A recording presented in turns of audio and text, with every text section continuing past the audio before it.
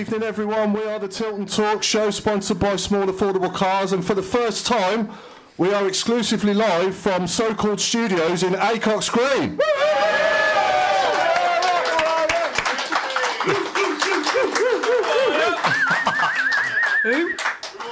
I'm joined on stage by Craig Courtney. Good evening, everyone. Well, yeah. Claire Giblin. Good evening. Mr. Road Mark Adams. Hello, everyone. Chris Browne. Hey. And on Zoom, Mark Meredith. Evening all. And the chairman, Alan Watton. Good evening, everybody. So, Blues, We should call ourselves the Magnificent Seven now. the Magnificent Seven, absolutely, yeah. So a defeat in Suffolk on Saturday, Claire, and not a bad performance overall, but just a bit sloppy for their goals, weren't we? I thought we were awful. I'm Did not you? going Really, to lie. I generally thought we weren't good enough. We looked nervous about the whole game. No problem, just answer the phone during it. I generally thought that we looked nervous with playing against them. I think that we've just won 2 games on the bounce, and I just thought that we couldn't pass the ball at all. I think Miyoshi had his worst game for us for a long time. When we created, but I didn't think we were great. We scored the goal, which was a brilliant goal. Yeah. By JJ, but their goals were just really sloppy, and I think Sanderson you could tell he'd been out for a few weeks. He wasn't strong enough. But it was a good atmosphere. I think, we could have got something from it, but we move on to Saturday, really. Yeah. I think we're lacking that leader on the field for me, I think, and I've said before, my first target in the summer would be someone like Connor Cody from Leicester.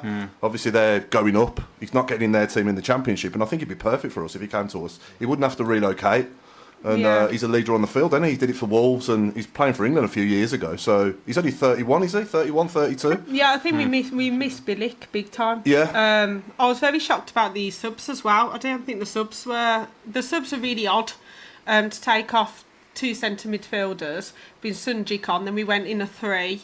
And we just looked a bit disorientated, and Dembele, like everybody was saying, he's very, very lazy. So I think that, he needs to start running back, and Laird had 2 or 3 on him each time, and that's where 2 of their goals came from. Robe? Yeah, pretty much what Claire said. I'm going to the bar now. We've gone back to how we were a few weeks ago. We've just got no leadership at all, and all of a sudden we're back in trouble. I still think we'll stay up. I think the winnable games are to come. But I don't like saying a free hit, but that Saturday was, well, it's kind of expected, if I'm honest. But having said that, we're in a fight again. And 17th place beckons unless we get this lead, this leader on the pitch, like you mentioned a minute ago. We just haven't got that sort of personality, that sort of character. No, and it's telling now at the wrong part of the season. So yeah. Let's get the chairman's thoughts. Where are you, mate? Can't see you now. Hello. Is he in a cupboard? He's there. Don't worry. Can nobody see my ugly mug? Yeah, we can see you now. We got you now. Yeah, got now. Okay. Well, I a bit more positive than Claire. I thought we did well to battle through the real hasting we took for 25 minutes. I was pleased that we saw that out. Their first goal was, it wasn't worked for, was it? It was a weak shot that the bloke got a foot to, and it went in the other corner. I think we scored a wonderful goal, and for the next period of the game, shall we say, till probably they scored, I felt confident that they'd shot their bolt. They didn't look as inventive as they had done. We got hold of everything. We were on the front foot, and I certainly didn't expect us to lose and fancied us to win. But then it's very difficult to criticise the substitutions, because 2 weeks previously we've made that change and it's worked wonderfully. But this time it didn't. And Dembele particularly, I wouldn't say he was lazy. I thought he was comatose. The bloke running past him for the goal, what was he thinking? And suddenly we find us behind and we suddenly lost that look of, well, we're going to get something out of this. We just didn't look like getting anything out of it after that, and we finished up with we was taking 2 defenders off. We were virtually 1 at the back by then, and of course they scored easily, which was a bit disappointing. You know, if we'd have stayed at 2-1, we could have been saying, well, we were a bit of luck, but that was awful. That was shocking. Yeah. I don't know with this free hit. I think every game we play, whoever we play, we are capable, or should be capable, of getting something out of it. You know, Ipswich are the top of the. You know, Ipswich are the top of the. You know, Ipswich are. Hello? Oh, yeah, carry on. Ipswich are top of the second bunch of promotion hopefuls, and they're probably better than Albion, better than whoever else is in that top 6 or 7. But to me, they're miles behind the top 3. And having said that, Southend managed to get beat by Huddersfield Saturday. So what am I saying? But I think we should not be thinking in terms of free hits. This is opportunity. Every game is an opportunity to get something. But we move on to Saturday, and I think we'll be like we were the previous 2 Saturdays. Hopefully, yeah. I agree with you though, Claire, on the subs. I think the subs changed the game when he made those changes. You know, I when just didn't understand them. No. No idea what was going on. Like, Yeah. he took... I don't think Sung Ho had his best game for us, but then we were really, really defensive. I think, you know, they came at us and they had a game plan. Everything went through their number 5, and Kiefer Moore, everything went through him. I think you said it on your thing, Craig, as well, that everything went through. The big man at top goes wide and then came back in. Yeah. But, yeah. I think we played well. And I believe congratulations is in order, Claire. Yeah, thank you. Anyone who doesn't know, Claire and Holly's in the room as well. Got engaged yesterday, so big round of applause. Thank you. So with your parents in the room, Mr. Meredith, we better come to you next, mate. Oh, do we have to? Yeah, You're on your best behaviour. Who? I'm trying to be. I'm keep smiling. I changed my background so they don't know where I am. No, listen, I agree with you guys. I was coaching Saturday morning, so I only got in just before half time, and I seen JJ's goal, which was a great goal, great team goal, great finish. And I was really hoping, with it being so close to half time, that would give us the push and the momentum going into the second half. But it just didn't feel like that. I came back out and looked sluggish again for me. And then substitutes didn't really help, and I expected Ipswich to go and score second, and then obviously they did get the third right at the end. So it was a difficult result to take, and it was a hard Saturday because it seemed like everybody else around us won. So it drags us back down to where we don't want to be. And you know, it's been a roller coaster the last couple of weeks. We win one, and teams around us don't win, and we get that point gap, and then we lose one and they seem to win, and it's back down again. And you know, it's the typical roller coaster of Birmingham City, isn't it? We start the season with John Eustace in charge. He goes. We have obviously a disastrous period under Wayne Rooney. He goes. Mowbray comes in, looks to have upped everything, and then unfortunately gets sick, which obviously I wish him all the best with that. Yeah. And then you've got Mark Venus in charge. So it's 4 different faces in the space of, 8 months, 9 months.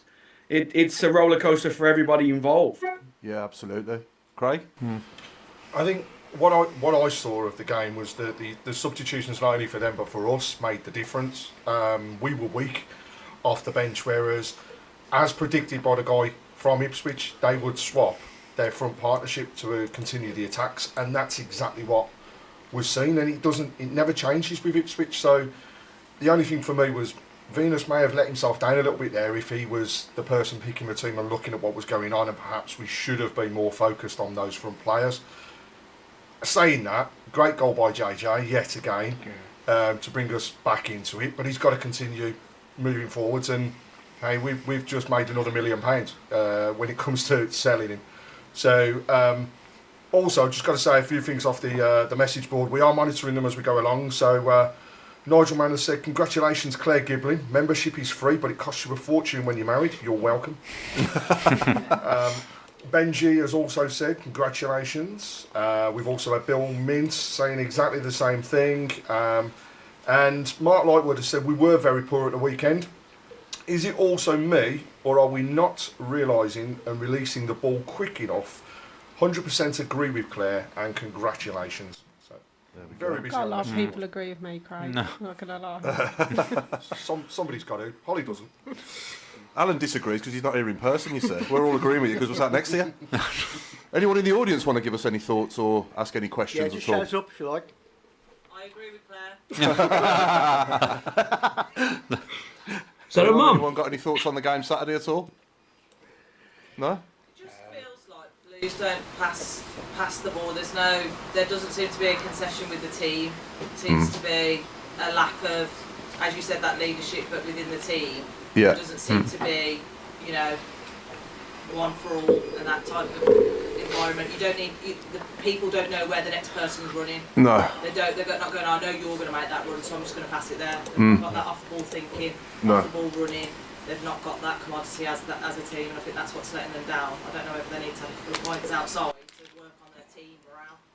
I mean, Yeah. We've definitely got quality in the team, no doubt. But, whether we've got... If the ambition next season is to try and push on, I think we'll stay up. I'm not going to talk as though... I think we'll stay up. And let's all assume we're going to stay up. Then in the summer, I think, we do need a big rebuild. But it's not all going to happen in one window, is it? No. So we need to be patient. And I said last night, the foundations of the cake are there. It's all there. It just needs to... We've got to be patient for the cherry to go on the top, haven't we, I think? Absolutely, yeah. One thing I do want to say about the weekend is fair play to Punjabi Blues and Hollywood Monster as well for the banner. I think they did a really, really good job. Thank you, Suck, for asking me. And my mum and Lindsay and Terry told it up with him as well.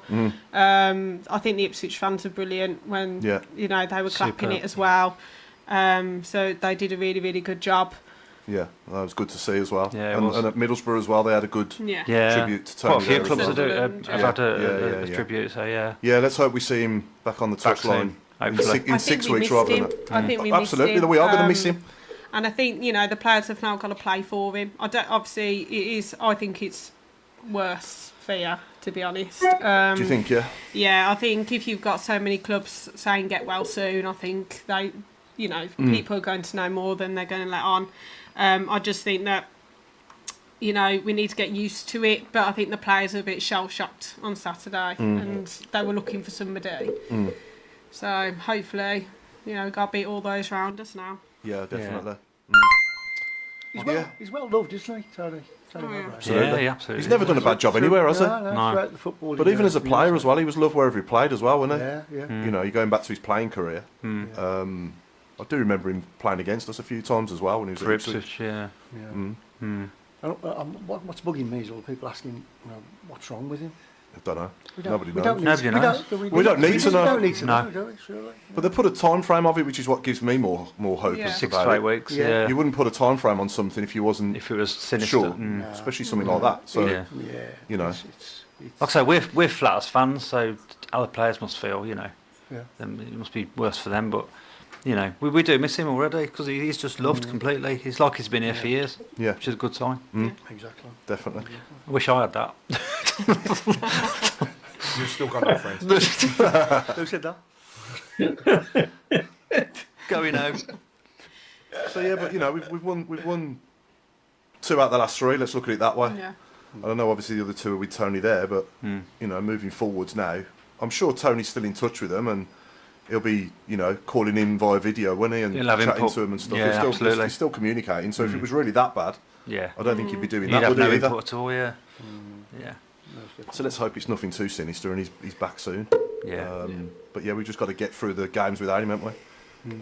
I think we will do. I think the game against Southampton, obviously they lost against Millwall, and all the results went against us the weekend. I mean, if you put a bet on that at the weekend, you would have won some serious money.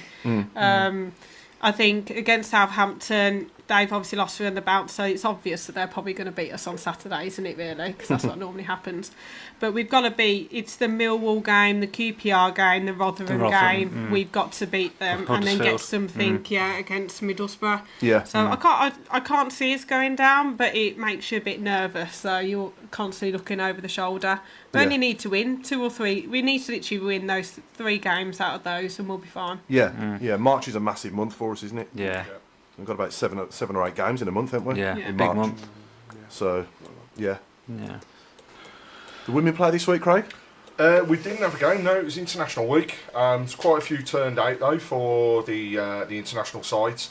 But there's a lot to upcome over the next few weeks, starting this weekend. So again, really big teams coming to St Andrews. There's some big games that are upcoming as well. So as always, I say, get there to support the ladies as much as possible. Any season ticket holders getting for free. We have tickets by the show, so please give us a shout, and we'll sort people out. The more people, the better it is. We are working to get Darren and the team, or some of the team, onto the show as well before the upcoming games, which will be great to help promote what's going on, and hopefully draw in an extra few fans that are coming to the ground. But some feedback from the last game was that we gave tickets to a gentleman whose son has some learning difficulties, and actually it's the first chance he's had to go to a football game because of basically a smaller crowd, not being too loud, and having the ability to go. He's gone, thoroughly enjoyed it, stayed afterwards, met the players, had his photograph, signed a few things, and now all he keeps on asking is, when are we going back? So this is the thing that we want everybody to do, is come along, support the ladies. It's a totally different atmosphere, it's a totally different experience, but it's one for the families and one for the kids that they won't forget, because they do get a chance to interact, and Daz and the team do a fantastic job of that. So we'll get them on to talk about it more, some upcoming big games, and hopefully, like I say, before the next home game we'll have them on. I'm also looking forward to a week on Thursday on this very stage with Paul Robinson and Michael Morrison.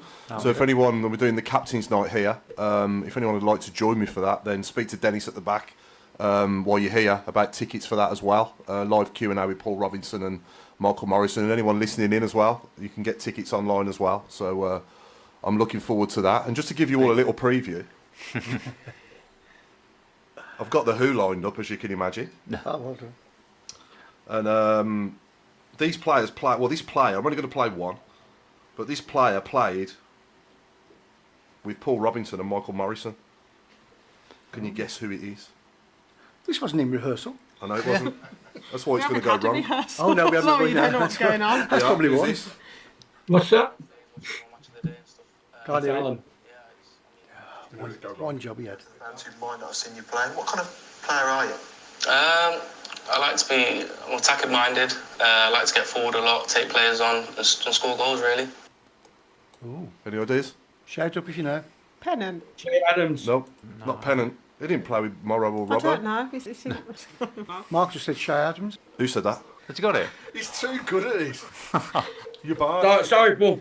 That's all right, mate. You was right there anyway. Yeah, thank you. And that's the end of that one then. This is what happens with her thinking, oh, everyone's going to get involved, and then he just pipes up, and then that's it. He's like a machine, isn't he? Yeah. He couldn't have even Googled that. Nah. Yeah, cheers, Mark. Everyone's gone to the bar now. I know, yeah. I was hoping that was going to kill 10 minutes, Mark. You should have queued me in. I know, yeah. Nigel Mann says, who would we be going to sign in the summer, and who's going, think? Half the team's leaving, aren't they? I think so, Yeah, I yeah. think there'll be a lot going. Which good. Some of them, I'll drive them to wherever their next destination's going to go. I think the likes of, I mean, would we keep Dukey for another season? I know I Would you? Who showed that? Too No. Would you keep him in a coaching capacity? No?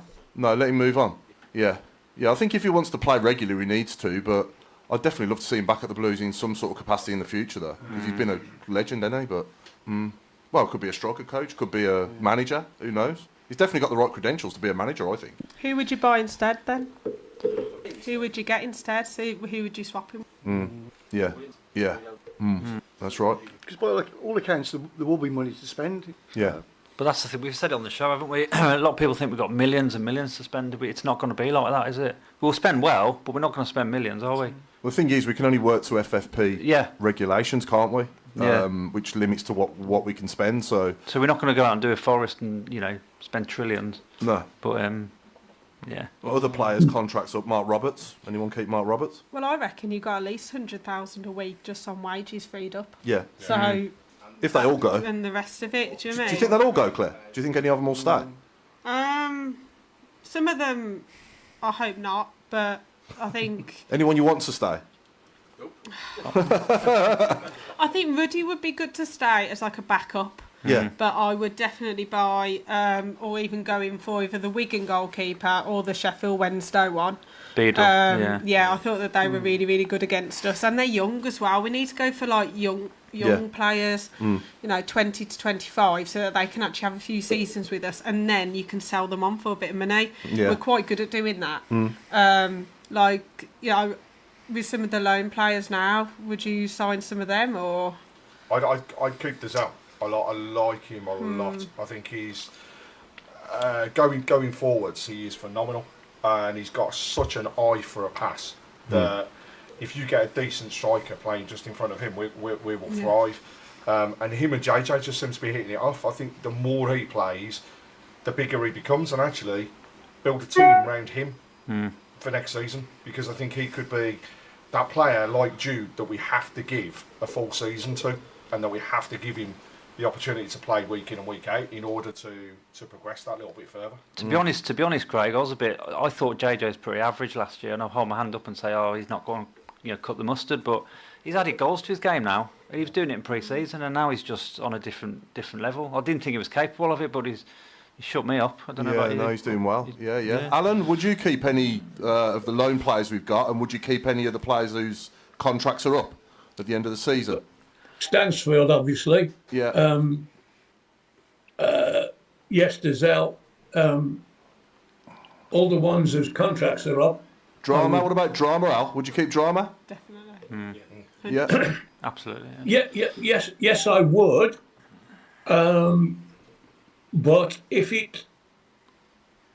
he's obviously on a decent wage with us, if we've got two very fine fullbacks without him, having a third one would be great. But if it came to, we've got to make a bit of a gap to get a goalkeeper or a centre forward or whatever, I would reluctantly sacrifice him then, but it would be reluctantly. Yeah, Mark, Meredith. Yeah, I think you definitely keep those three if you could. I think Stansfield's going to be a difficult one to keep. I'd certainly keep the other two, and then I just think we just need a change from we talked about Duke. I think it's time for him now to move on.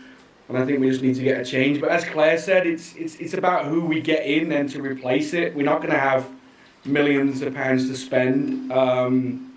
So it's the same with Sonny. Sonny's had a great season. Now, obviously, we haven't seen him for a couple of weeks. But again, if you can get rid of him and get him off the wage bill, it may open up a little bit more of getting one or two players in that position as well. Yeah. So it's hard. It's going to be a tough job for Mowbray this year to come back in and really have a look at it and think to himself that it's almost probably 7 or 8 new players, really.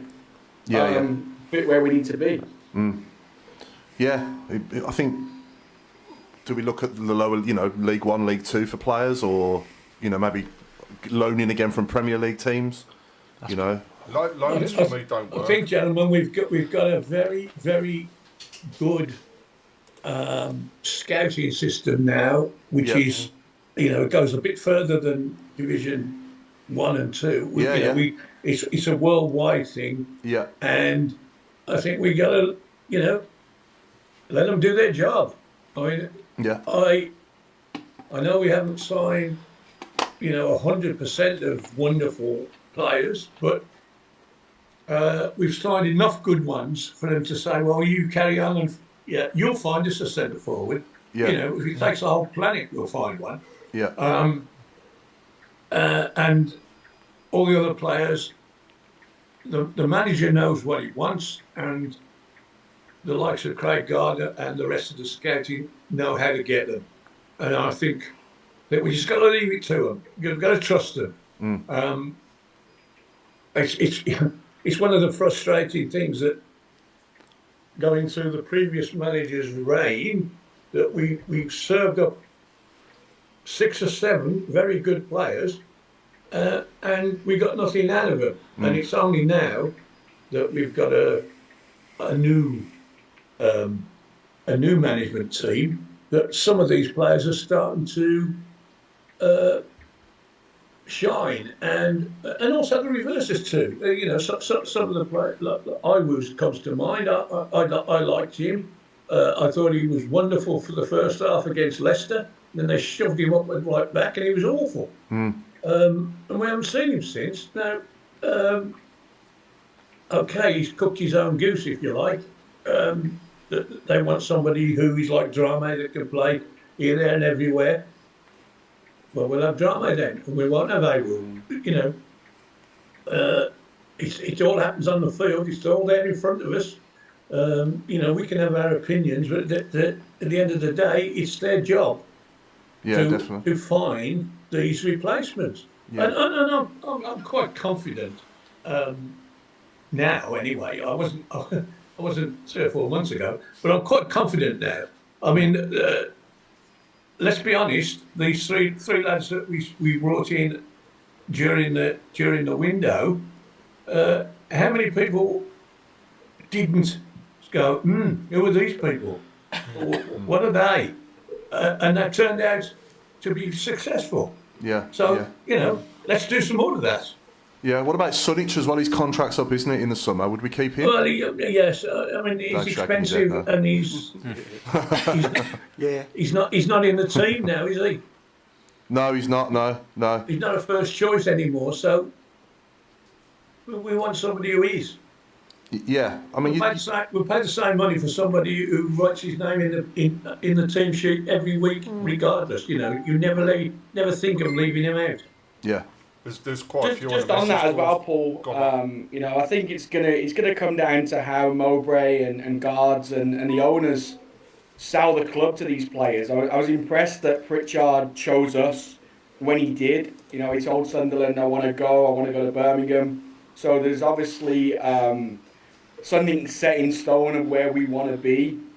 Our issue right now is we've been fighting relegation for the last 5-6 seasons. Why would a player from a top half championship team want to drop into that? So I think it's all about how, as a management team and a scouting team, do we present the club and obviously our goals for the future to get that change quickly. Yeah. I think the message board is very much what everybody else is saying. So there's quite a few that are saying Duke as a coach, but not as a player because his legs have gone. Hogan is our answer as a goal scorer. We've also got people that are saying that they believe, so Simon Ford, he believes that Hogan, Roberts, Ruddy, Longello, Gardner, Burke will all be gone. Especially Burke because he's loan, he hasn't done anything. I can't wait for that moment. Claire's going to have a party when he leaves. I'll send him. I'll invite him to the airport once. So, Mark, there is a message that's come through to say, do you think there's any American players that you think or have heard of that you think may arrive as we go into next season? Nothing that I've heard of, and nothing. I don't follow the MLS too much to say that there's one that we should really get. Just on the American one, I was very shocked that we let Kevin Long go when we did. He kept a clean sheet last night on his debut, and it's the first time his team's kept a clean sheet, I think, in the last 10 or 11 games. So he definitely went in there and made a difference. But for me, when we talked about keeping players, he'd have been on my list because I think he's probably one of the best centre-backs we have had at the club at this time this season. Yeah. I was surprised when he went, to be honest. Yeah, I was really shocked when we let him go. I mean, considering we've still got, I know Mark Roberts has played well, but I think I'd rather have Long than Mark Roberts. I thought he was our best centre-half, I'm not going to lie. And then I think, Sanderson showed his he can be quite erratic, I think, Sanderson, sometimes. I think on the weekend you could tell he'd been out for a while, and, you know, you got Billick, who, you know, he's always on a yellow card away from a ban, and I just think that, you know, obviously Awu hasn't worked out. I would just send Longelo out on loan. Could you put Buchanan in the middle with another, and then have Laird left back and Drama right back? I think it depends on the team. So I think they didn't do that on Saturday because Kiefer Moore, he was massive. Like, he was him. Like, he would have been. He would be brilliant to take over Dukey. He held the ball up. He gave it away. He would drop really. He knew what he was doing. And it's unfortunately that we never got him. I would have gone for him because I think absolutely, Claire. I was furious when I read that he'd gone there. You know, why didn't we sign him? You know, okay, there's financial restrictions, etc., but he would have been perfect for us. Yeah. I think the difference is the fact that Ipswich, and from speaking to the lad at Ipswich last week, the one thing he said was they attracted Kiefer Moore because they're fighting to get into the Premier League. And that, for me, is the selling difference between us and them at this present moment. End of the season, if they're not there, then perhaps we could, because he's on loan. I believe he's going out of contract as well at the end of this season. So there's opportunities, but there's also a Euros coming up. So there's people that should be fighting for opportunities. Or if not, just put them in the window. These smaller teams in the Euros should be putting themselves in front of Championship clubs for next season. That's where I think our window will be. Again, just going back to the message board, but Long going was a mistake from Jim Toney. Shane Goff, I'd have kept Long. Nigel Mann, you need to have a massive belief to join a transitional club, especially with our background and current position. But I suppose actually open to everybody here and also you guys on the line. Are we a transitional club that people would be interested in coming to? For me, what I'm hearing, 100%. I'd say, I think we could be 100%. It could be massive. 100%. It's got to draw Pritchard came. I mean, you know, to get someone like Pritchard, who's followed Tony Mowbray, I think Tony Mowbray is a big deal as well. I think I would want to play for him. I think a lot of players would want to play for him. If you see, you know, Tom Brady, you know, he's bought all of them Beats headphones. I mean, hopefully they're coming in the club shop because I want a pair of them. Where's ours? Where's ours? He's got a pair on. Do you know what I mean? Like, I generally think that we are a club in transition, but we're transitioning to go up. We're not transitioning to go down. We need to stay up this season. If we stay up this season, I tell you this now, in 3 years' time, we'll be top half of the Premier League, and I'll put money on it. Yeah. We're in good hands now, aren't we? We're in good hands. Oh yeah.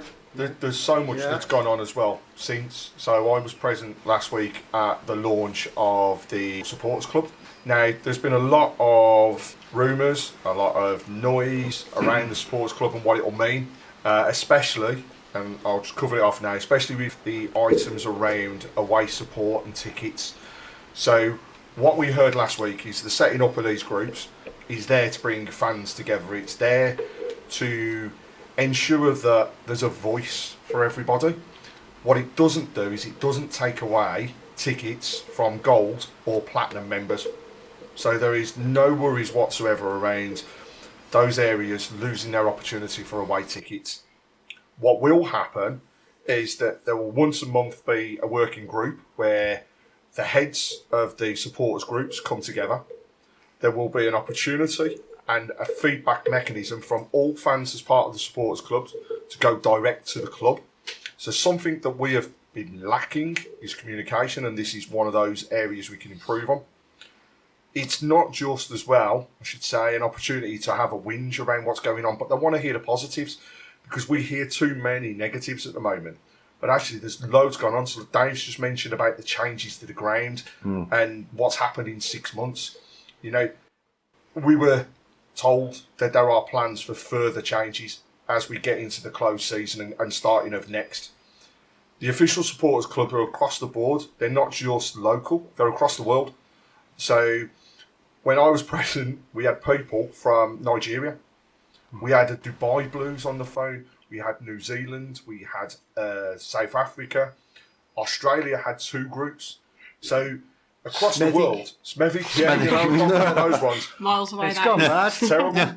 But the aim is to replicate, and for those people that have seen it, or if not, have a look at how Manchester City, Man United, and Liverpool set up their supporters groups, because that's what they want to replicate. And in fact, the model that's being followed is in line with all of those. Those teams have also, in their sports groups, have offered to support to help build Blues One out. So we're going to have a lot of involvement. I'll say it out now, right? Bit of a plug, but Solihull Blues, I'm heading that up, and I'm going to be looking for people to support and join the group. But that's not just going to be a case of just being part of a sports group. It's about being able to get to games. We will have tickets that we can actually give out to people for good causes. We will have competitions. We will have fundraising galore. Yes, before people ask, there will be a fee. But that fee actually is going into the club. So for every £5 that's put in as part of the membership fee the club are asking, £3 of that is going into the community. So it's building the community forum and trust out even further. Is it £5 a year? £5 a year, yeah. There's also the case with this that we will have the opportunities to have players join different groups, to also attend things like fundraising sessions. Get Laird in the Solihull group. Yeah, why not? That's my request. And it's also, it's going to branch out massively. It's going to start off small, but they really do see this taking off. And the passion that was there on that night with everybody that attended was huge. So I think there's a real drive to help take this forward. So, you know, look out for more. And if anybody's interested in any of the sports groups, reach out. You'll see the names of people on the message boards. The club will be launching an official website where you'll be able to get more details. And it's an opportunity, like I say, to have a say. So please give us a shout. Tell you what, I would absolutely love to be sat in my seat in the Cup, and the opposition fans are singing to us. Where were you when you were rubbish? We all know the next Not word. very good. I would love to hear the opposition fans singing that to us. Yeah. We can all say we were all sat here, but wouldn't it be nice to hear that though from the opposition fans, knowing that we've actually become that good, Wouldn't it be for them to sing that to us? Yeah. I think we've still got a long way to go. Well, of course we have. I think, you know, we've got to get out of the 17th, 18th relegation rot at the moment. Yeah. I mean, we need to be mid-table next season and then go for it, I think, or just be on like the cusp of it. I think if you go too quick too soon, it can hinder as well. Like you see with Burnley. Burnley absolutely wiped the floor with everybody last season, and look where they are now. I know. Yeah. So it's got to be a work in progress. Yeah, definitely. Like Luton as well, isn't it?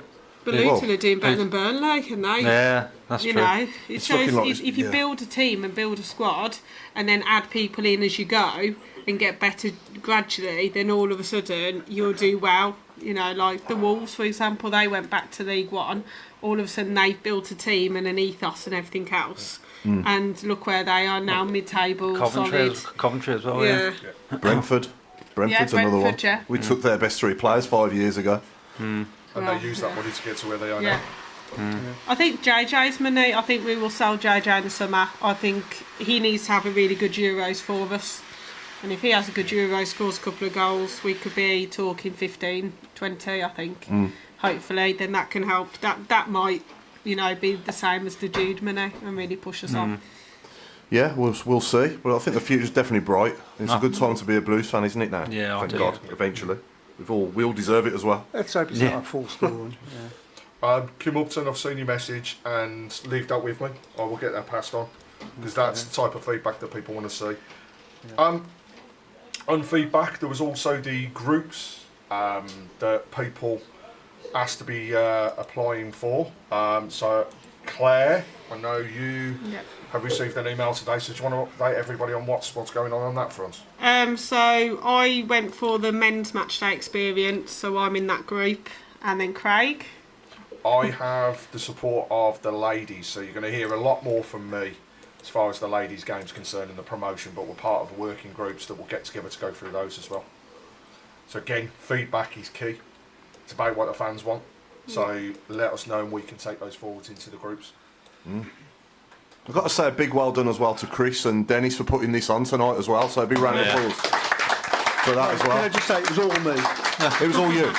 Yeah. He did very much. I heard He you made were some just tea. listening He made to the tea. songs. I thought I heard you were singing all morning rather than putting things together. Is it you and Cry? You and Cry. You and yeah. Cry. Is it as been there if you're drinking sitting there since doing 9 this a.m., here as right? it is in your house? Oh yeah, just as easy really. Just you know kicking what I away mean? there. so I'm They would just saying. ignore me and don't buy me coffee or Just missing your bucket here, though, ain't you? yeah. Yeah. For those who want to know, he's got a towel under his seat instead. Yeah. Adult What? nappies. What if we plan to be here again and we win 6 like on the Saturday before? What, and here? Yeah. Oh, crikey, yeah. Where am I going to sit? I don't know, yeah. You watch hundreds and hundreds Very of thousands still. of people come. I know. Extra wide thong. Yeah, absolutely. Yeah, so No, it's been fun. It's been fun getting up. Has it, yeah? Yeah? Yeah, it's been really good. take you a long time? About 8 hours, really. Yeah, that's not too bad then. Nah, Well, now you think. what else? There's always one, you know. Have you got any questions on the board? Hundreds and hundreds. We need soap in the toilets. Yeah, we do. Yeah. Yeah, we need warm hand dryers as well. Yeah, we need soap in the toilets. When's the comedy on? Says, yeah, okay. Yeah. There we go. Burnley were in the Prem for a few years, came down, went straight back up. So don't say they are not good enough. Says Paul Tute. Well, I'm looking at the league tables. That's where I'm going from. So Oh, that's interesting actually, because the 3 teams, and I think this has been raised by Kim Upton as well, looks like the 3 teams that came down yeah. for the first time in a while could actually all be promoted back, which is the first time it's happened. But again, does that come down to parachute payments and additional money? Yeah. I got to be honest, I don't understand it. You get paid for doing a poor job. Yeah. It's like a manager getting compensation when they get sacked. Yeah. But it's Then also the going to be the three that bottom went 3 up that could comes go straight down that back went up down as as well. well, right? Yeah. It's not fair. Sorry, Mark, did you say something there, Mark? Yeah, I was just saying, but the 3 that went up last year could come straight back down as well this Yeah, year. yeah. So it could be, you know. 2 definitely will. I think though in the Premier League the gap's getting wider anyway. I think the gap's getting wide with the Champions League teams. The gap's just getting wider and wider and wider. You know, you got Nottingham Forest spending 200 million at one go. I know that obviously financial fair play and everything, and obviously has Everton's point deduction been? Yeah, they've reduced it to 6. Yeah. Yeah. So all of a sudden you've got all these teams getting more and more money. You know, some of them owned by countries. So that's another bad thing as well. I mean, going back to our league, I mean, to be honest, top 6, there's not a lot in it. No. You know, there's nobody think, oh, wow, you know, I'm scared of them, but it's not really, possibly Leicester, but apart from that, there's not, it gives you a bit of hope. There's not a lot to be scared of. No. It's the hope that kills you. If I had a friend, I I'd just say want to it. know if my dad bought a beer tonight. No. No, I think he's on the shandy. It looks a bit weak, Mark. I think it's a shandy, isn't it? Yeah, I'm sure it is. Mark, they said that all the drinks were on you anyway, so Yeah, probably. Stick it on my tab. Let's not forget, tomorrow, 13 years since that amazing day at Wembley. So happy Obafemi Day to everybody that will be celebrating. But it's interesting looking at the game the weekend and how close things actually were, but also the difference in the teams.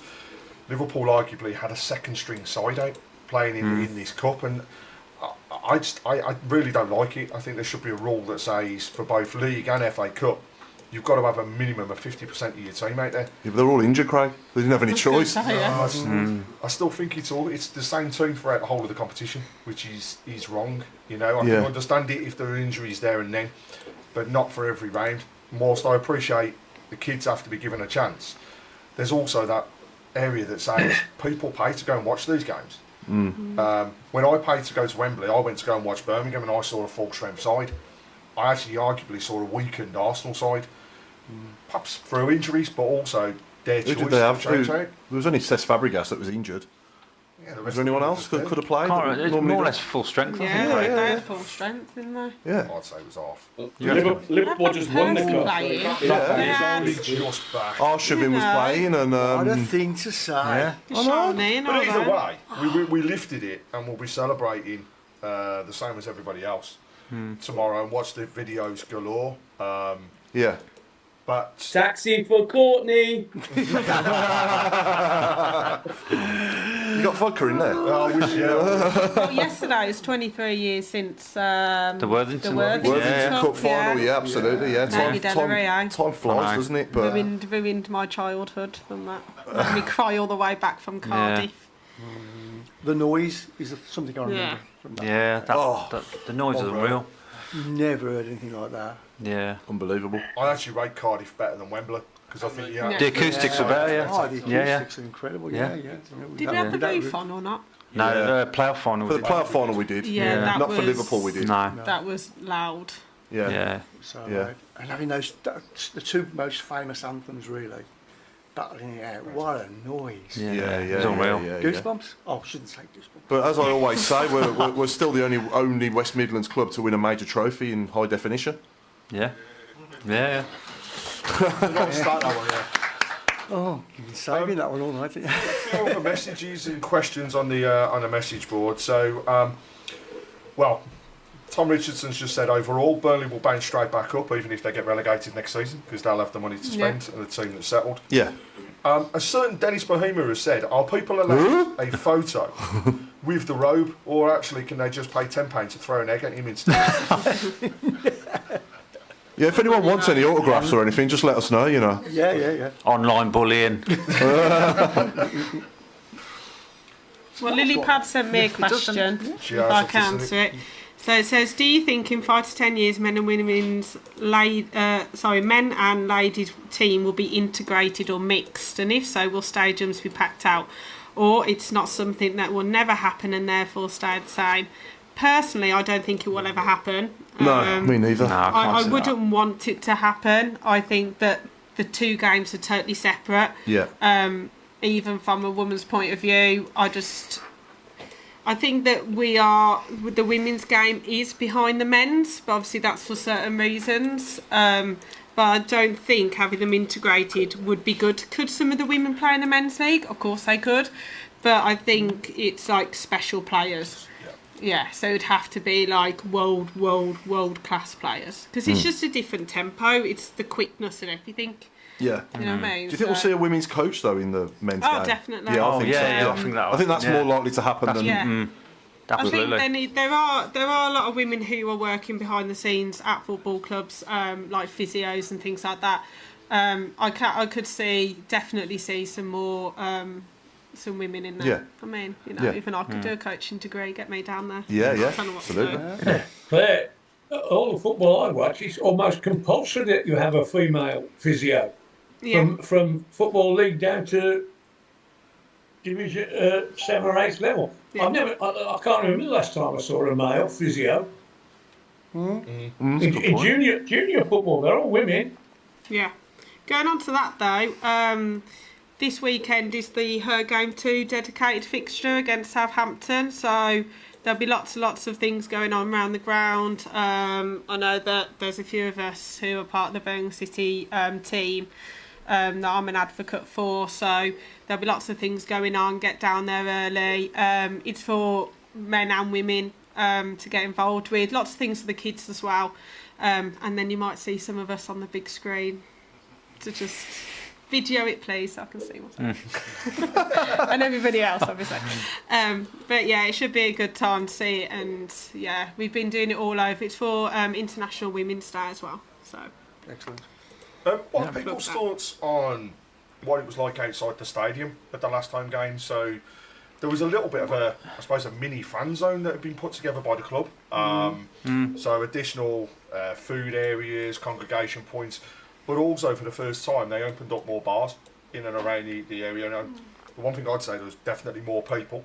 There's more of a buzz. Joining in. Yeah. Definitely more of a buzz. But what are people's thoughts on that? And across the message board as well for those that saw it. I thought it was great. Yeah, I think it was good. It's good to see Simon Sturridge back as well, I must say. Yeah, it was.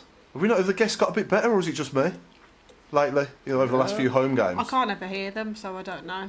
They definitely need to sort the tannoy out. 'Cause in the Tilton, I've got no idea what's going on. Yeah, that's been delivered. PA system and new screens Got to be. It's got to be done. The edicts in the Tilton, they're talking to them, and we're going, yeah. Can't hear Everyone else is anything. going, yeah, this is a really good guess, and we're like, who? But no, I managed to get down to the bar where he was with Tom Ross before the game, and Oh, did you? it was Did you chat to him? No, he was on the stage. Oh, yeah. He didn't say hello, Paul, or anything. You know what I mean? Don't worry, you could have got a shirt there, Come on. It was rammed. The bar downstairs was rammed, but I went down to see my mate, and he came on the stage at pretty much the same time with Tom Ross, and just reminisced about his time with us, because he's a blues legend, isn't he, Simon Sturridge? Yeah, it's iconic. He was a cracking little player, wasn't he? It was nice to see the ground full. Oh, yeah. I think it was really good. I mean, the top of the Tilton was a bit rammed, though, to be honest. Like all the bars, you couldn't move. But obviously, I think where you're going from the Tilton, so we're going to get food, and then as everybody's coming back up, it's like you can't move. So hopefully they can do something about that. But it was just nice to see it full. You know, they should do it more often as a season ticket holder. I'd love to Give see out it Saturday. tickets. I'd love to see it on Saturday. You But don't think we will. Do you think they could come up with anything for the rest of the season? Like, you know, even if they charge like £10 a game on a season ticket or something, just a mini season ticket to get the place full again. I mean, the last few games make it, you know, £15, £20 for an adult and £5 for a kid, and you'll fill the stadium. My youngest and my eldest, they've never seen St Andrews full. No, same with my daughter. Yeah. And you've got to think about yourselves, 7-8 seasons since we've seen a stadium that full. Yeah. So some of these fans that we want to draw in now need to be seeing that and experiencing that atmosphere more. And when they do, they will come back for more. But we've got to keep it going. Do we think we'd have beat Sunderland if the stadium wasn't sold out? No. I don't think we would have. No. I think that it was like like when you have like the cop at the Liverpool, he like sucks the ball in. Yeah. When the Tilton, I mean the limbs in the Tilton were it was great. second to none. Yeah. And it was like we were sucking the ball in. Yeah. And it was back to the old days when I was younger, you know, sitting in the cop, and the noise level was just brilliant, you know, getting the flag out and you know, some of, like you said, Craig, like some people have never seen it like that ever. No, my daughter's another one. Actually, we need to, I'd rather as a season ticket holder go, actually it's full. And, you know, give them away to schools. Even if they're in the Gil-Merrick Cup or Gil-Merrick, just give them away. them in there. Just get it sorted. And Ian Clayton said the stadium full felt again like the Premier League days. Yeah, it did. It really did. I mean, you know, just to bring that to life as well, the top half of the stadium, right, that was allocated out by the club. So they would go into groups of families, groups of kids and areas that they want to encourage down to St Andrews. That again came out as part of the official supporters group. This is what they want to do. They see St Andrews as a family place. They don't see it as a place that it wants to be empty. You know, they want families down there. They want to see the kids coming back. Without the kids, we have no future. No. So they want to encourage those age groups down. The one other thing I should say is they're looking already at season ticket prices for next season. So I think this could be the first time that we hear about season ticket prices before the season's actually ended. I mean, it'll just be unknown to be. It's been a long time. It'd be nice to know where we're going. Well, I've heard we're not going to America this season. Pre-season, I've heard it's somewhere else. I will confirm that it is not America. It's going to be asked on Tuesday. It's not America. It will be somewhere in Europe this time around. Kidderminster. Tenby. We're going to Wales. Hopefully they have a weekend game. Blues, can we make a weekend game? What's the gut feeling about season tickets prices? Do we think they'll stay the same, go up, come down? I'm happy for them to be the same. I think if you're thinking when we go to away, we're paying £30 a ticket. On average, it's gone to £20, £25, £30. If I'm paying £17 for a season ticket, I'm happy with that. Yeah, season tickets are good value, aren't they? Yeah, and I think it was a really good thing for getting platinum and gold, £10 to give to friends and family as well. I think that's a great incentive. You know, I think all the away members should be able to get £10 tickets because you're going to fill it. My only thought is they could go up because they want to sort of spend money on the team. And obviously they've got to be getting it coming in from somewhere, the money. But I think they've got to be careful with season ticket prices. Yeah. You know, £30 quite a lot. Yeah. And considering if you didn't get a ticket for the Sunderland game for £10 off a friend, or you haven't got one for free, you're still having to pay, was it £32.50? Which is a lot of money for if you're thinking 2 adults and a child, That's crazy. that's all of a sudden you're hitting £100. So Yeah. actually, give them, I'd rather it be £20 a go. The whole on the Tuesdays that's coming is £20. Yeah, yeah. So, Mark, My, and Watto, my what's your season thoughts on ticket a cost first me game? less than £10 a game. Yep. Yeah. Can't complain. If I was in hospital for 12 months, I'd still buy my season ticket because it's just it's like not it's not even a thought. It's £250, and if I get to 10 games, I'm still quids in. Yeah. Yeah, it's just that you get what you pay for, though, don't you, at the end of the day? If we are paying £32.50 a game, then they need to put that quality on the pitch as well, if you know what I mean. Yeah. You don't want to be Yeah. watching certain players paying £32.50, do you? You want to see better players on the pitch. If Burke's playing and Longellow's playing and that, are you going to pay £32.50 a game? No. There you go. They should be paying us. That's why they don't announce the team till an hour before the kick-off. That's very true. They need to announce the food, though. They've gone really down with that. Like, you used to be able to be like, oh, I'm going to go to, I don't know, De Burf, for example. And then now you're having to wait, and then half an hour before you're going to go down, you go, oh, De Burf's here, or... Is that the best one? Yeah, I've not tried any of them. Yeah. No. They need to put the food out and stuff earlier. Ray Obro said we should freeze season ticket prices and charge non-season ticket holders £20 whoever we play. Yes. Good shout. Run that again. So he said freeze season ticket holders Yeah. and charge non-season ticket holders £20 for whoever we play. Yeah, that sounds fair. You're not going to get more non-season ticket holders in, though? Well, Does it matter as long as you Well, yeah, I know, I'm just saying. We've got to fill that ground. Yeah. We know. Whatever it takes to fill it. Yeah. I mean, kid for a quid, bring that back. Bring was that great. back, yeah. Yeah. When was the last time we did kid for a quid? It's a long time, isn't it?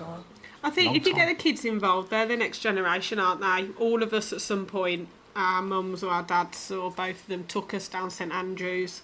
And I think if you get like, for example, us winning on that game, all of a sudden you've got 1,000 extra kids that, could be supporting Liverpool, Man City, those down the road that we don't talk about. All of a sudden you've got 1,000 going, oh, my first game was Sunderland, we were brilliant, did you see? We came from 1-0 down, it was brilliant, and I bought a hot dog and, the food and everything. And Have you tried getting in the ground in your robe, Mark? They might do robe for a £5.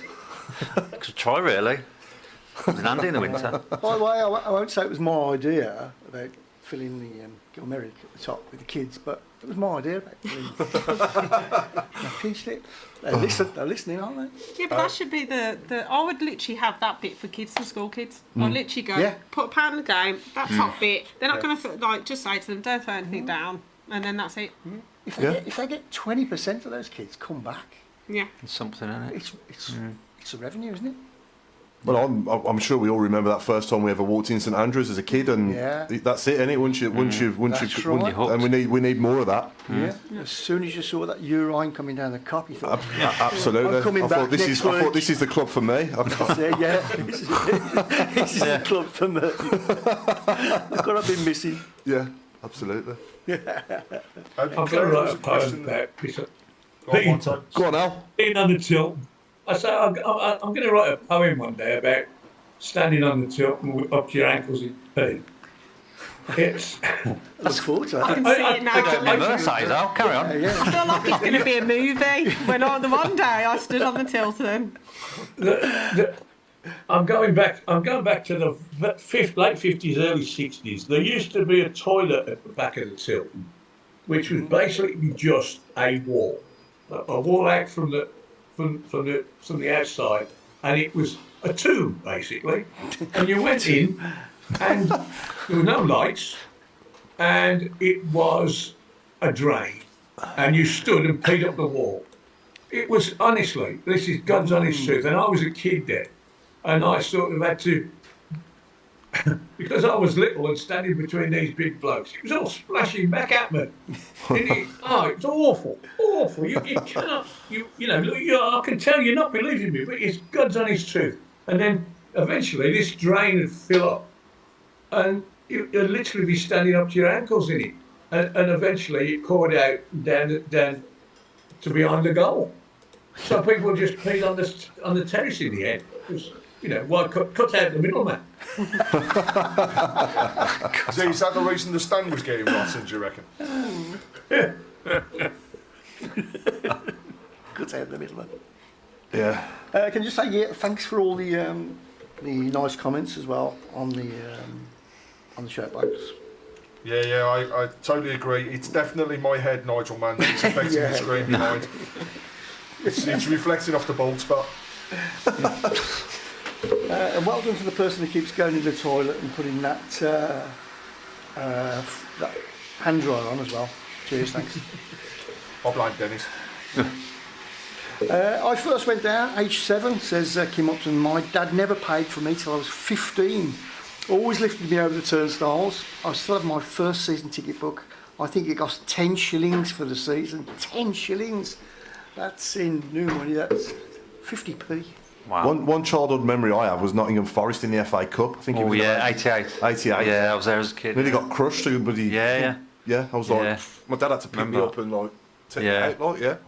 Took ages to get out. Yeah, I know. He's kicking off all over the place. Yeah. Great show, great format tonight. Keep right on, and whoever's got that phone, switch it off. Cut corner by Tilton Underground toilets, complete with weeds growing through the walls, says Paul Hanson. Them were the days. Great location, chaps, and well done for organising and putting it on. No problem. Fantastic. Cheers, everybody. I think, Chris, there's been a couple of messages that I know you attended Monday on behalf of Tilton Talk up at St Andrews for Lorraine's send-off. Yes, and David's one of the main Taylor's with organisers us. there. Massive, huge thank you to you and all of the group. For absolutely. Because it was superb what we all saw at St Andrews, and it's that's the Blues family coming together again. Yeah. I think she had a brilliant send-off. Lots of people at St Andrews, and afterwards, I think it was a party. I'm looking at Dave at the back now, and he's nodding his head to say, do you want to say, Gave her a good Irish send-off, so. Okay. I love the videos. I loved all the dancing Nice and videos, everything. wasn't It was great. We had a special, Jimmy did a full. Excellent. Round of applause for that.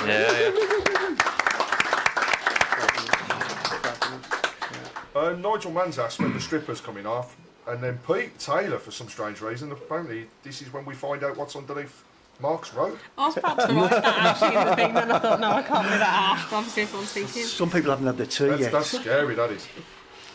Very true. I'm sat next to him, help. It's all above board. What fabric conditioner is that, by the way? It does smell really nice, actually. It does, yeah. You've washed it. Yeah. It's going on. Special Washed it. occasion. Special occasion, isn't it? He's been carrying that round all day. I have actually at work.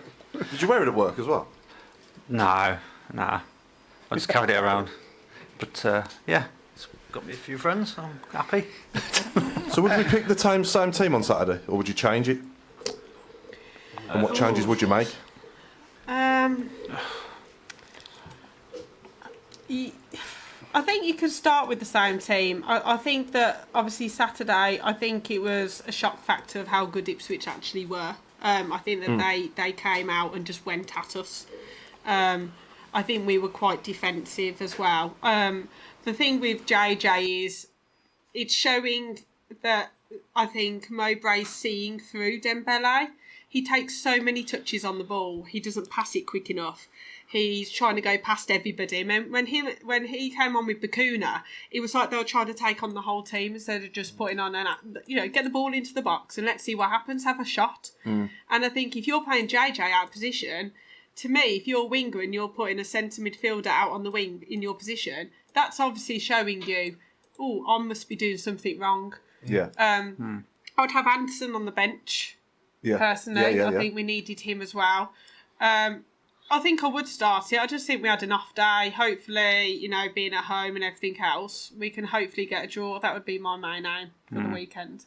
I can't see why we can't play like we did against Sunderland. I'd take a point Saturday. Yeah, I think we could turn it on again. We did it against Leicester, and there's no reason we couldn't do that again at St Andrews at the moment. You just when we're at home, we're a force. Home record's good, isn't it? Yeah, it's just the away record. It's away record, and it's normally the other way round. I know, yeah, I was about to say that. No, away's never been. We haven't been very good away for ages. Just me. I don't know if I can put my 2 pence in. Of course you can. The weird thing is that you know how you talk about when we went to Leicester for the FA Cup, and we were a force. You know, shots at goal, double figures, and all that. We even took like a load of support with us as well. When Wayne Rooney did his cameo, we were at home, and when we came out, that was the best I ever saw our team play under Wayne Rooney, and it was against Ipswich. Yeah. We had a goal, smashed a really good goal in. Yeah. It was almost like everyone had Red Bull. And Yeah. And the next thing you know, first half we were in the lead. Second half, come out, bang, put another goal in as well. And then all I remember is they made 4 straight substitutions, Ipswich did. And then the game went to a 2-2. But again, looking back at what you talked about, Claire, and your partner, what you talked about in terms of synergy. You know, when you get a team and you get players in, and we need that kind of synergy. I think that's a real valid point. You know, in terms of getting a team, buying players, loan, and all that kind of stuff. It's all good, but if the team. But Ipswich have still got the same team as when they came up. They've only added a few, and they've followed that same pattern. So 2 or 3 years down the line, if we're still playing like, you know, Mowbray wants to play, which is a level up, imagine what we're going to be like if you've had the same people for 2 or 3. I can't remember the last time we've actually really had a solid in first 11, because every time we play, we've got somebody in and out, and especially at the back. Our back 4, I don't think, have we had the same back 4 for 2 or 3 games? I don't think we have in a row, and that's the difference, I think. No, definitely. And the other thing as well is, like, we looked at a lot of players coming, going, and on loan and all that. But one player that kind of stood out for me that I noticed was, and someone who was willing to put in the work rate as well, was Ramel Donovan. I thought him, in terms of his work rate, he's a young lad, but when you watch him play, it doesn't even matter if someone's taller than him, he'll still kind of go for that ball if it's an aerial ball or whatever. But the effort that he puts in, if he had a little bit more of that there, and also like whippersnappers, Jay Stansfield I think is fantastic for us. Sometimes I feel like he's on his own, he's doing all the runs. He's done a lot of work. A bit like the previous season when Hannibal used to, he'd run all day long. He just wasn't getting anything. He hasn't had the service for a few games, and you can tell that like he's wanting to be on the ball. And when we were watching it, he kept going over to Ashley Cole, and Ashley Cole was basically saying, "Stay in the middle. That's where we want you, in the middle." And you could see him, and then like you'd see Cole shouting at him, and he was like, "Here," and we were all like, "Yeah, well, he's telling you to stand in that one place," because he goes out on the wing, and as soon as he goes on the wing, there's no one in the middle. I think the weekend was crying out for get Jukovic up top and put Jay on one side, maybe Dembele on the other, or somebody else, and then feed off like they were doing. Actually counteract what they're doing with us, because they just carved straight through us in the middle. He scored for the under-21s, didn't he, Ramel Donovan? And I rate him. I saw that they're top of their league at the moment, aren't they? He's someone that will run for the badge, I think. He's been through the academy. Again, I think he needs to bulk up a little bit. I think Dembele needs to bulk up a bit. I think a lot of our team, if you compare, if you stood our team next to Ipswich were mountains. They were big, they were strong, all of them were. And I think that some of ours, we've got lots of flair. Is it the same as what Mowbray was saying? We've got too many artists and not enough soldiers. You know, get down the gym, guys. Come on. You talking to us? Whoever's listening, right? I'm just rambling on. Mr. Meredith, as a coach, what would you change if you had the opportunity at the moment? And just thinking about the way the team has been over the past couple of weeks, what's the difference between what we saw at home against Sunderland and what we saw down at Ipswich? What did or didn't gel? I thought we struggled at the back to start with at Ipswich. I thought bringing Sanderson back in was from injury. He didn't feel like he was ready. And to be fair, Bellick had got injured, so that was a change that had to happen. But I think I would bring Bellick back in definitely Saturday if he's fit. Pritchard would be another one if he's fit to bring him in. It's difficult. I talked about it earlier on in the show, and it sounds a little crazy, but you know it's different voices all the time that the players are having, and you know the Mowbray effect at Sunderland with the full house at home, and you always expect to be better at home, I think, than you are away,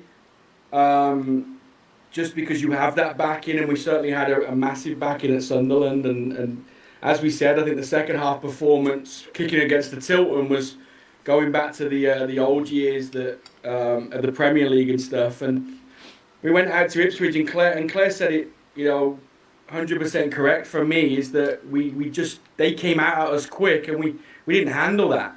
It was the occasion, I think, and then obviously a new voice in the dugout. And people will say, Venus has worked with these guys now for a couple of weeks, months, but it's different when you've got a new leader. As a coach, you want to be around your players all the time. You build relationships with them. They build relationships with you, etc. And that's been broken again, unfortunately. So, in regards to changing the team, I don't think we have massive amounts to change right now in regards to what we have on the bench. There isn't one there that I would bring in from the start on Saturday, apart from the two, obviously, that I spoke about coming back from injury. But it's just that confidence factor with us. I think we're so up and down with that, and we're always we're relying as fans as results on other teams all the time every season. But it just seems like we just don't have a consistent run of form for 2 or 3 games anywhere during that period. Yeah, totally agree. So I'm a big fan of Bielik, but I think I've spoke on the show. I mean, I don't see him long term at centre. I know he's played there before for us, but I don't see Bielik as solution at centre back. I think he's been doing okay. He's doing all right, but yeah, I know what you mean. I know we need to go. We haven't got many. How many players do we think are? Let's say the ambition next season is mid-table stroke top 10. Let's say how many players are good enough in that team to play at that level? I think we need to keep. Can I just say one thing about Bielik not being there Saturday? The ball's coming out of defence from the two centre halves weren't getting there. When Bielik plays the ball forward, he finds a player. Yeah. And it was noticeable Saturday, especially in that time when they were battering us. We couldn't find our own men, and if we did, the ball was taken off them immediately. Now, I thought we got over that, and certainly in the 2 home games that we won, Bielik was passing the ball right, left, through the middle, to feet, and we moved forward with Paik and Dazelle. I said it didn't happen. Certainly not until we scored the goal, probably. And that's wherever Bielik plays, he will do that. He will pass the ball to the. It might not always be a blinded pass that makes a goal, but he keeps the ball, and we can build it. I think that's his biggest asset, and I would have him inside. I would prefer him in midfield with these 2 new lads, to be honest, because I think that would be a great combination. But we got what we've got at the moment. We need to keep everyone fit. I think that's our problem. We've got so many injuries that, one game like Sanderson's out, then another game so-and-so's out, then Pritchard's out. If we could play our first 11, I think we would be a solid mid-table side. Yeah. If we could play and have a decent bench. Our bench is so much better. Yeah. At least you can bring it on. I mean, loads. But we're not used to winning though, Dave. That's the problem. We can't manage it. Yeah. I think. Sorry, Dave, but I think we just don't have that winner's mentality, do we? We just haven't got the winning mentality. But we haven't had many years that we've been used to it, though. I don't think that, sometimes it's like getting the corner. But obviously, you could tell that, even at 2, he went for it on Saturday, which actually I'd rather lose 3-1 and go for it than lose 2-1 and just sit there and go defensive. But I just think Dembele could be such a good Premier League player if his final ball was better. If he could keep the ball, like when he's got it, and you kind of believe he can do something. But the other day he had the ball and instead of going at them, he slowed down, and we were like, "You're going that way," and then he would then lose it, and then he's jogging back. So all the goals came from Laird's side. And it was at Laird's fault. Laird at one point had 3 players on him, and Dembele was up the pitch, and we were all like, "Are you going to get back and track back?" And it's just it's so frustrating how well we played, and then all of a sudden we go to Ipswich, which it's a nice ground, and I just want to say thank you to those who helped us at the end, because there was a few incidences with stewards. Do we still think that some stewards and police forces have it in for Blues? I think that they do. I mean, I know we've got a reputation away from home, but I mean, what I heard in the obviously, as soon as the third goal went in, we were like, right, it's 92nd minute, we're going to go. So me and my mum were trying to get out, and we then heard that a steward called one of our fans something. Well, if you're going to call... We had an Yeah? 11-year-old lad basically abused. Yeah. And we had a woman by a steward? supervisor Sorry, as by a well. steward? Yeah, it just kicked off, and then the steward said something, so obviously Blues fans retaliate. And thankfully, a couple of the men were trying to get us down the front to try and get out because we couldn't get out the one way. And then half the stewards were sat there at the front row. And I was like, you're going to have thousands of us coming past you now because we can't get up that way because there's an incident. So, What time did you get back? well, mate, 8-ish, 2.5 hours. That's not bad, actually. Not So too often, bad. yeah. It's quite good It's from good, my yeah. 14 straight there. M6, A14. People still trying Basically to get that turn, you're there. So, it was decent. What about you, Dave, on the disco bus? Oh, not too bad. That's all right. I think it's worth. Sorry, I think it's worth pointing out about and going back to Craig's point about supporters groups. We've got to get rid of this reputation. People have got to be willing to give us 3,000 and 4,000 tickets, not the 2 and a bit that they give us now. So people like me who can, I go to every away game I can get to, which basically says Sheffield and Rotherham is the farthest north I can get to and get back home in a day. Okay? Now I would go to all them, but I can't because like QPR, I've been to QPR every match for the last 10 years, and I've been in the away supporters once, and that was the day when we had 3,000 people there. We had that fight on the pitch, and the police said you can only have 2,000 from now on. Yeah. So we go there, and the bottom half of the stand's empty. And I'm thinking, I want to sit there. Why can't I? Why have I got to sit with my mouth shut in the main stand at QPR? Oh, I'll go. It's on Good Friday. I'll go again this year. But this reputation that we've got, whether it's justified or not, has got to end. It's got to end. Our club has got to say, we want 3,000 tickets, right? And then if there's any trouble, we'll take the consequences. But you've got to give us the chance to go there and behave, because, we're a generation past all that rubbish. And I know there's still people there that will always go to, whether there's 2,000 there or 20,000 there. You've always got that. We've got to be allowed to have a reasonable amount of tickets. Now, was there any trouble at Leicester when we had 5,000? No. They wouldn't have sold all their tickets if it hadn't been for us. And it's the same. We'll go to QPR on Good Friday, and there'll be loads and loads of empty seats, and only 2,000 Blues fans there. And you're thinking, well, I can't sit over there. Why can't I sit there? Because it's empty. It doesn't make any sense. Yeah. That was actually raised whilst I were at the supporters group meeting by numerous parties who all turned around and said that the reputation that we have as a club has gone beyond where it should be, because actually what happened in the late 70s, early 80s isn't what we are now as a club, and the idea is to try and build this reputation. So do like you say, if there's a ground that holds 3,000-4,000 away fans, then we should have 3,000 or 4,000 tickets. There shouldn't be this, we don't want to put people into the bottom tier. So the example that was given was Millwall, right, where reputation is always there between the two clubs, but whenever we play, we only get the top tier. We never have the bottom. But actually, there's these fans that still stay away from each other. So why doesn't this happen?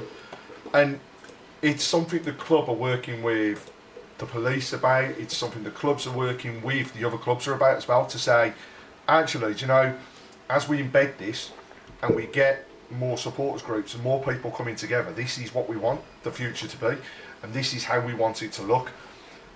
Their view is we continue, we build, and over time we will go from having those 2,000 seats to 3,000 seats to 4,000 seats and keep that going. But they raised the valid point as well, which is that's got to be the same at home. You know, so we've still got this reputation of people not wanting to come to St Andrews because they think there's going to be trouble. Yeah. Actually, it's totally the opposite. You know, we had a sold out area against Sunderland. Were the skirmishes?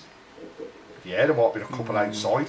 That was because we had people from both sets of fans just being silly because they'd had a few too many beverages beforehand. So that can all stop. But we as fans are the only people that can turn that around.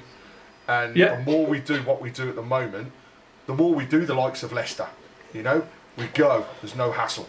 Then we know next time around, if we play Leicester, we're going to get the same amount of tickets. When we go to places like Preston, where we can have the whole end, we can do that and we can fill it. And it's the same with everything. But the other thing to factor in, 20 is plenty.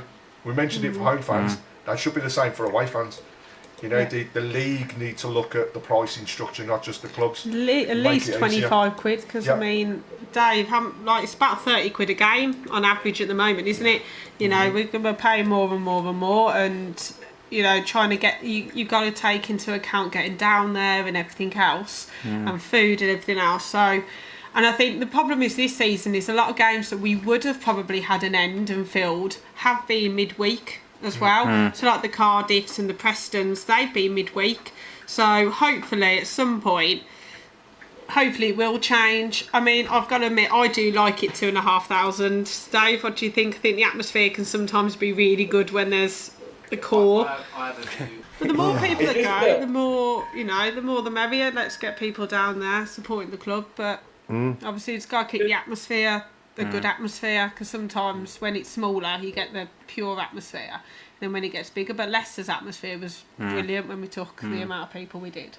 So last few minutes then, predictions. Hey Paul, for just going back onto the team a second. I wanted to ask a question to you guys as well. Like I talked about Pritchard being back, hopefully in training this week. Certainly when he gets back, I'd like to see someone like Dukey start there and play like a two up top with Dukey and Stansfield, because I think Pritchard's main thing is his delivery of the ball. What's your thoughts on that as you guys as having like going back to like a basic 4-4-2? I'd love that, Mark, to be honest. Well, mind you, I've seen us win the cup not playing 4-4-2, but in general, like over the years going, for me, we've always played 4-4-2 when we've done decent. I mean, the last time was Gary Monk, wasn't it? Yeah, that season. Say Dukey and Shea. Who would you drop though? That's the thing at the moment. Who are you going to drop to go 4-4-2? You'd have to sacrifice one of the midfielders for Pritchard, wouldn't you? Either Dizal or Paik. Then you've got your JJ there, and you've got JJ as well. Yeah, tough one, isn't it? I think Pritchard will be a big player for us. I think. I think playing wingers and having Djukovic up front, and then having Stansfield playing off him could end up like it was when Che was at the club, because that was part of their key, was the fact that they knew how to play off each other. So you always had Dukey winning the ball, Che running in behind. There's no reason Stansfield couldn't do that as well. So I like 4-4-2.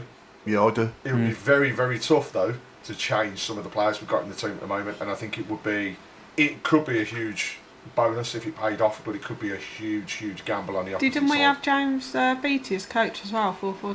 Yeah. So the one position I would strengthen in the summer is a striker coach.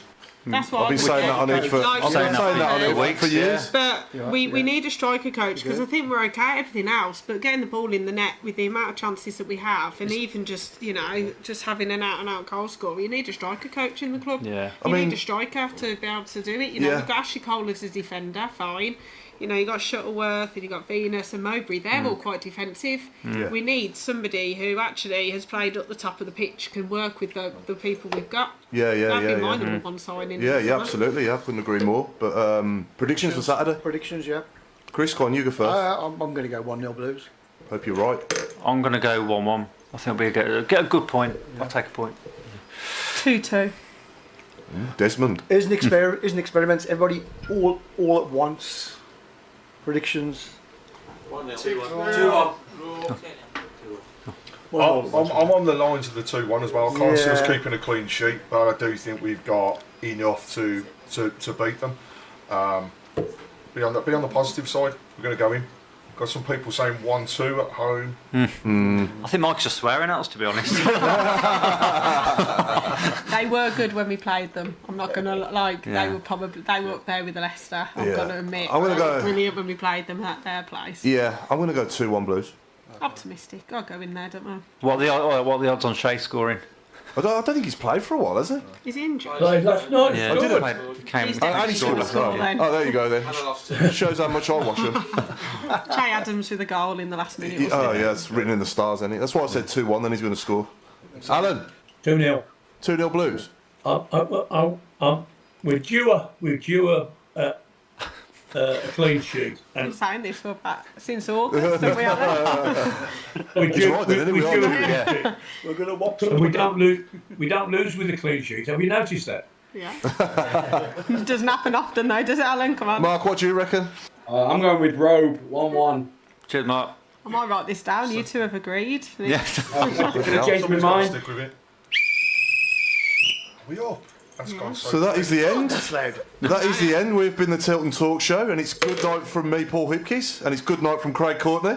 It's good night from me, and I should have done this earlier on, but it is Obafemi Day tomorrow. It's also my youngest daughter's 12th birthday tomorrow, so happy birthday Happy tomorrow. birthday. Happy birthday, Liv. And it's a good night from me and a good night to Claire Giblin. It's good night from me. Good night from the Robe himself. Good night from me and good night from Alan. And good night from. It's not sunny Sussex today, mate. Bloody awful. But good night and God bless you all. Don't forget Mark. And good night from Mark Meredith in America. Always forget that Thank one. you. It's definitely a sunny Texas. Looks it. Looks like a sunny St Andrews from what I can Oh see. yeah. And good night from the main man, Chris Browne. Good night from me. Good night. Keep right on.